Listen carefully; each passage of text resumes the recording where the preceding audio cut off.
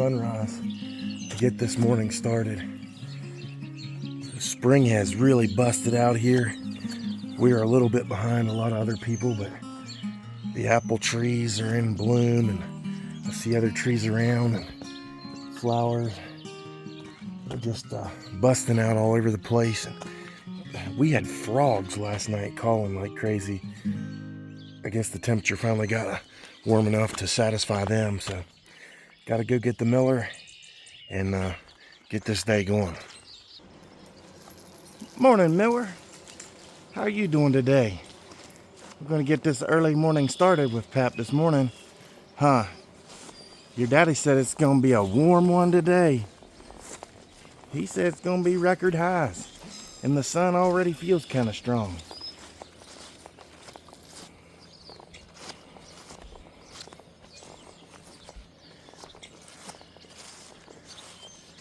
We pretty much got the cows in the backyard, and they didn't get turned into here until dark last night, and it looks like the mower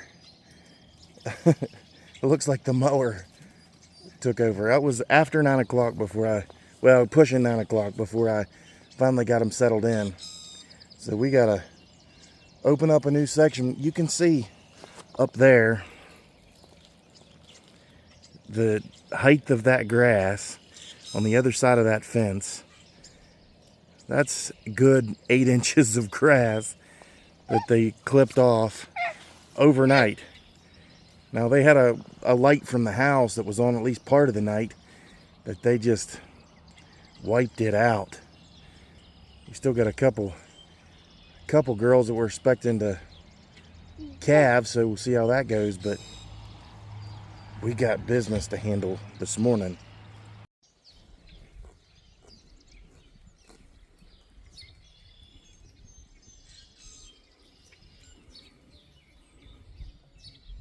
Yeah.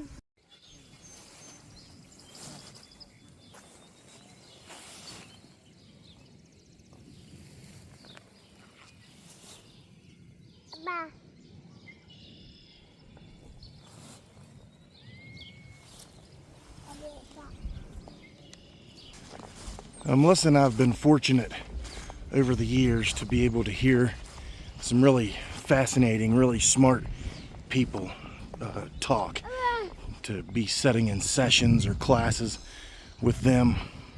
Joel Salatin, Temple Grandin, Greg Judy.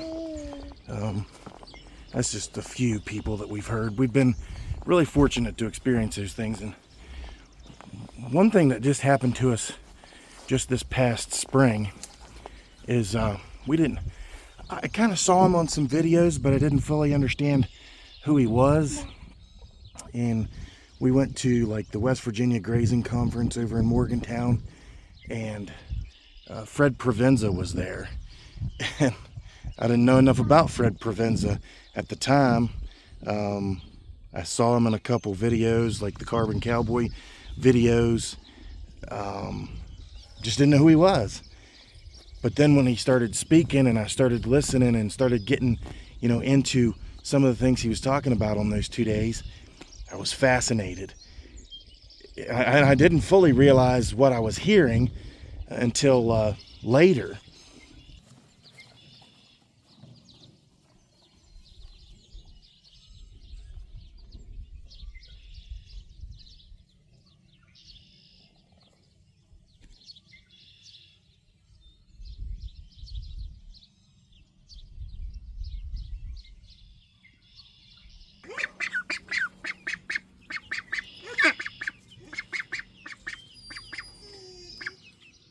Couple little layered chickens we have trying to get started, and Maddie's little ducks. Millie just is fascinated with them. She loves those little ducks. We just got them in this little chicken tractor deal till we get them big enough to get started, get a better facility for them. They like this. We just kind of been moving them around the yard. So Fred Provenza starts talking about these goats and these wood rats, and how the goats would eat the wood rat nests, and part of the study that he had because the rat urine had something that attracted the goats because they were trying to get them to eat a black bush, however it's said. I didn't really understand what we were talking about. Didn't know what that had to do with anything. I was kind of gathering information and making notes. And he started talking about this book called The Dorito Effect. So on top of everything he's talking about and some of the facts that he was giving us and some of the points that he was giving us about behavior, he talks about this book called The Dorito Effect, and I've started reading that book by Mark, and I'm going to get the last name wrong. I'll do better. I'll put it up on there. Mark Shatsky, I think is the name. But the book is fascinating. It's one of the most fascinating books I've ever read. It just, the beginning of the book just kind of gives a history of flavor and how flavor controls behavior. And now, I'm kind of into the next part of the book where it starts talking about nutritional intelligence, knowing sheep, knowing what to eat based on what they needed and associating that need with a flavor. And it's just fascinating to think about how flavor has impacted our behavior. Miller, Pappy has two old friends in the birding world. I like all birds. I enjoy looking at the birds. But if Pappy has two old friends, it's the barn swallow and the bobolink. We're so fortunate right here to where we live that the bobolink is nests in this field where we make hay. You hear the goldfinches up there. I'm almost positive I heard a bobolink calling just now. The barn swallows have kind of started flittering around. There's a couple here, and hopefully there'll be more of them, and the house sparrows don't push all the tree swallows and barn swallows away. I got to put up more nest boxes or something to keep them at bay, but any agriculture area is going to have starlings and house sparrows. It's difficult to get rid of them. I don't feed birds because of them, but hopefully the barn swallows will nest, and I hear field sparrows, and hopefully the grass is going to grow. I usually don't. I try to get everybody to not cut their hay till after June 15th, and kind of walking the line there. I need them to cut it earlier, but I don't want them to cut it too early to be able to get some good hay. Bobolinks are more important, I think, to me. Bobolinks, barn swallows, two old friends. They're back. Spring is sprung. We just got all kinds of activity this morning. Orchard orioles calling down. Missy got it yesterday. There's an orchard oriole calling in the trees by the house, so that'd be cool. I think a kestrel's nesting in my house. The starlings usually nest in this hole that I have in my soffit, but I think the kestrel's been hanging out there, so I'm not sure if it's nested there or not. But boy, what a glorious day for me and Miller to get started with.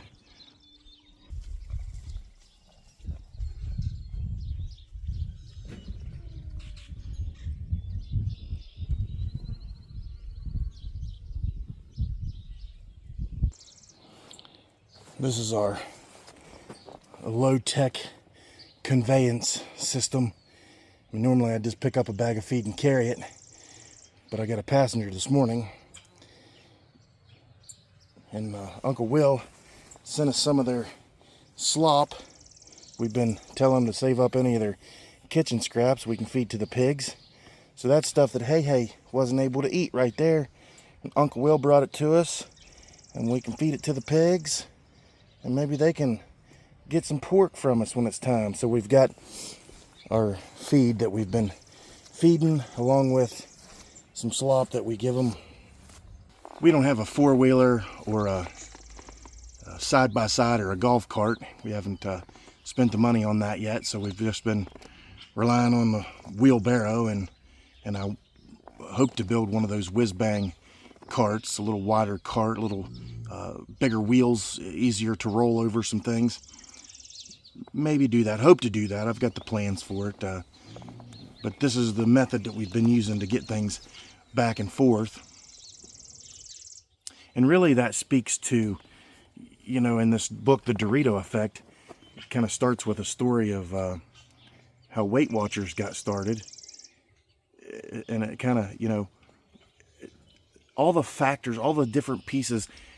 Sugar's bad for us, fat's bad for us, carbs are bad for us, all these different components and all these fad diets that people have tried over the years have never really been successful, and everybody finds a new thing to pick on. That's the new thing that's causing people to be overweight in this country. But really, Americans love flavor, and he talks about, you know, how the Dorito came into being and how the flavor, you know, evolution, flavor revolution came at us full force in the last 60 years or so, maybe a little bit further. But our food has become so bland that, well, one quote that he uses in 1961, Julia Child said that a chicken tasted like the stuffing out of a teddy bear, and that's still 60 years ago. So you know, chicken has become more tasteless since then, unless we Emeril Lagasse that thing up and bang, give it some kick it up a notch.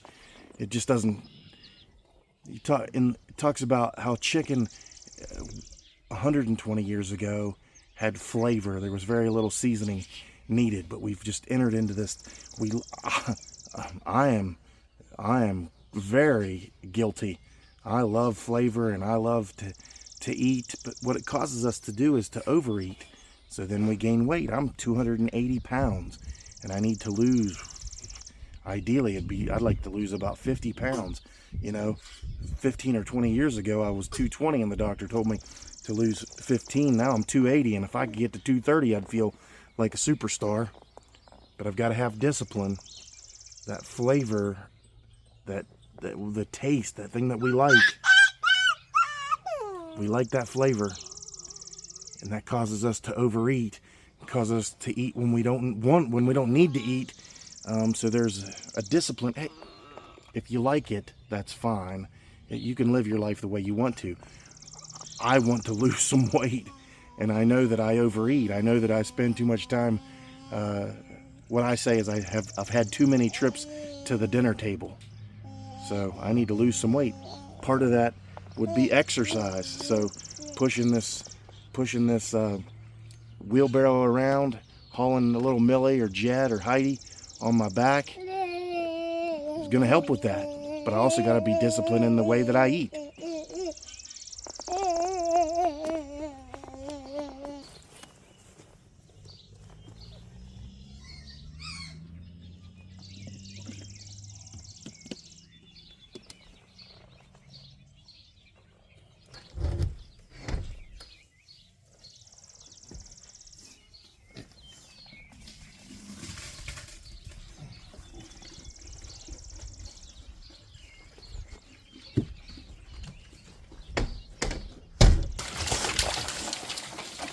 Well, pigs eat like pigs anyway. They like the flavor of that pasta. They act like they've never been fed before. That's just not true. We're just kind of keeping them in here until we can get them outside and get them on pasture.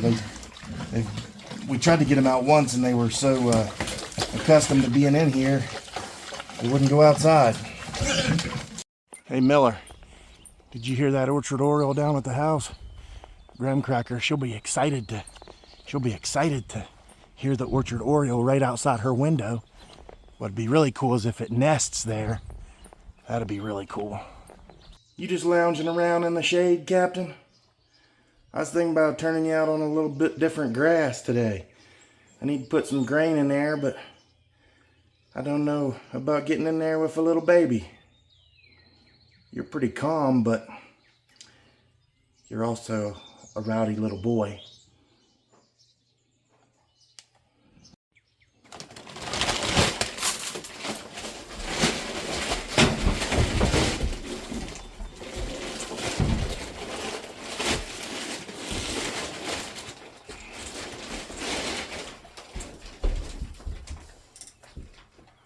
We're all the way to the top, Miller.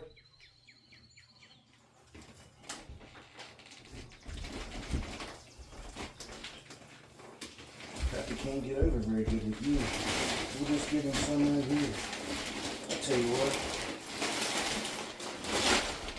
Since Millie's already getting the ceiling, you act like you really want it. We'll just give you some grain right here in this trough.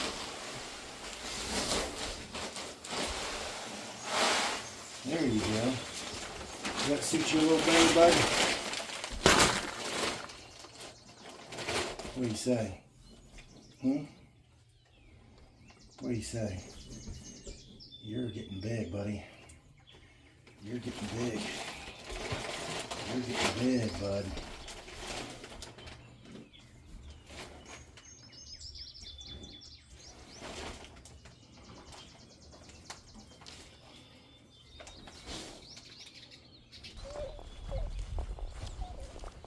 Well, Millie, we still got to figure out what to do about these cows. Are you kind of having enough so far? It's getting kind of late for you. You usually have breakfast and about ready for a nap time about 9, so you've been doing pretty good. So maybe Pappy put you down for a nap and then he'll take care of the cows. Let you just take a break.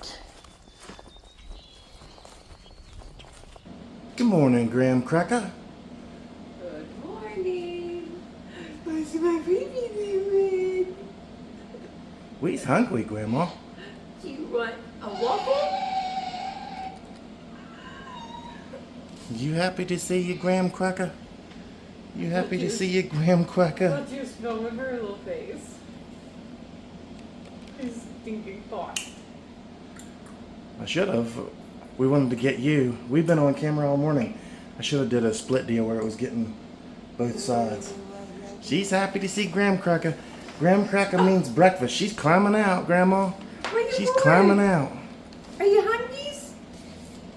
Okay, let's get you out of there. Let's get you out of there and get some breakfast. Happy to see Grandma. Tired of being with Pap because Pap didn't feed her. Graham Cracker will feed her.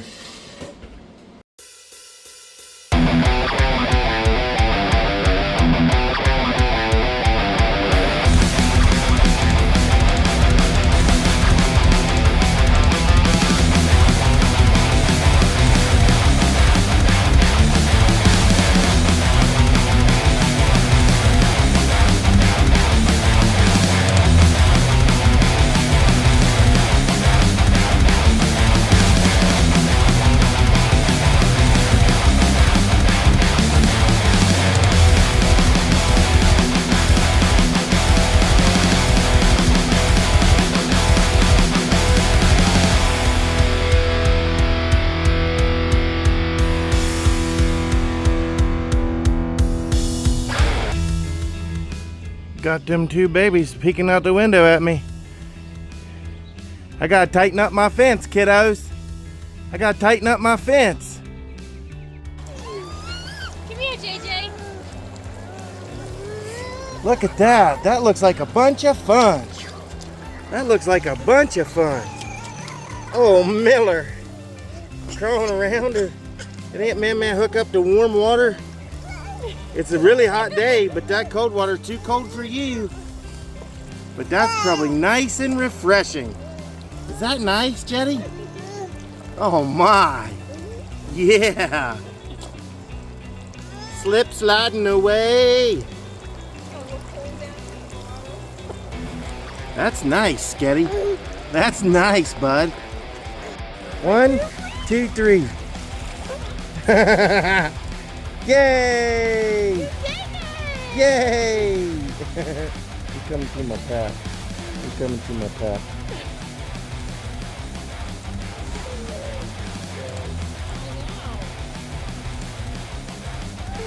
That's a pretty good toy, Graham Cracker. Well, Missy, we get to finish our day with a little bird watching. Look at that. There's a solitary sandpiper. Oh, look at that. You see that? Yeah. Let me write that down. We got there's white-eyed vireo over here again. Got really good looks at white-eyed vireo and hooded warbler. Yeah, amazing. And that little sandpiper just flew right out there. That's amazing. So we got all our farm chores done. It's been a warm one today. It's been Got warm, all our farm chores done. and I've been working all day trying to get a grant report. You've been at the desk all day. And me and Melly started early this morning trying to get stuff done. Then unadvisedly, I built my fence in the heat of the day. That's not a good idea. Here we are. The baby's got to enjoy some water time. Oh yeah, they were in their little, what is that? Just a little splash pad deal. It's cute. I gotta look for that little sandpaper again, see if it's still down there, but that was really cool. Yeah. It's a good catch. Oh, right there it is.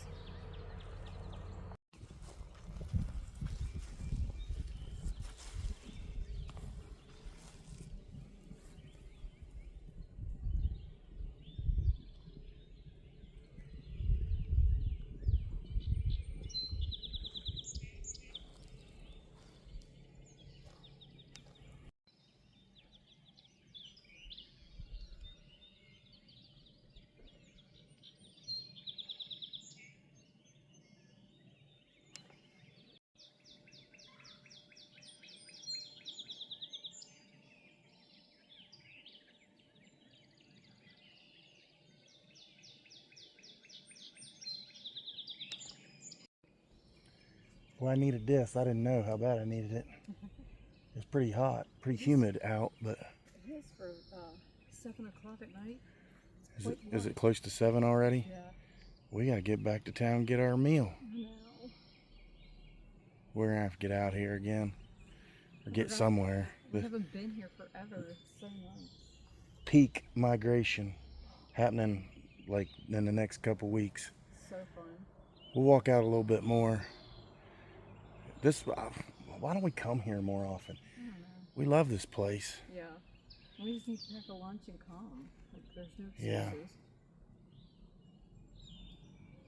Probably in the morning. Of course, turkey season's in right now, but probably in the morning, just be really good. Yeah. It's hot today, so a lot of the birds are still. In another 30 minutes or so, maybe they'll start coming out a little more. But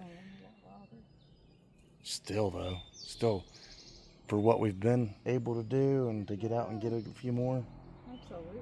Black and white warbler, hooded warbler, solitary sandpiper, It's crazy. white-eyed vireo. Great looks at the Yeah. white-eyed and the hooded. That's probably the best look at a hooded I've seen with the naked eye. Well, yeah, I mean, it practically landed in your window. Yeah. We were car birding. I didn't know if she was going to be able to walk or not because her foot's been bothering her, and then she probably overcompensated and her back was bothering her. Yeah. So we need to get that. We're not going to get it taken care of before we go to biggest week, but we're going to have to figure out how to limp you along. Yeah. Gimpy. I'll take it easy on you. You don't like walking the boardwalk much anyway, so Howard, you walk a lot at Howard. Yeah, Howard I like the new Howard a little bit. It's okay. The new place we found, I never can think of the name of that. Sheldon's fun. Pike Creek. Pike Creek. Yeah, Pike Creek's fun. Well, thanks for bringing me out here, Missy. Thanks for bringing me out here. Well, I know we didn't have a lot of time, but I sure did enjoy this little hour or so. We got to be in the woods and do a little birding. It was so much fun. It's a little bit hot and a little bit late in the afternoon for them to be singing real active. Right. But if we can get out in the morning, this morning, tomorrow morning, any morning this week, Friday morning. they're gonna be some birds. Because that starts vacation. Friday. Yeah. Well, we were supposed to be leaving, but I know. anyway, this autumn olive stinks, doesn't it? It smells so bad. Well, it's been a busy day, fantastic day. Love y'all.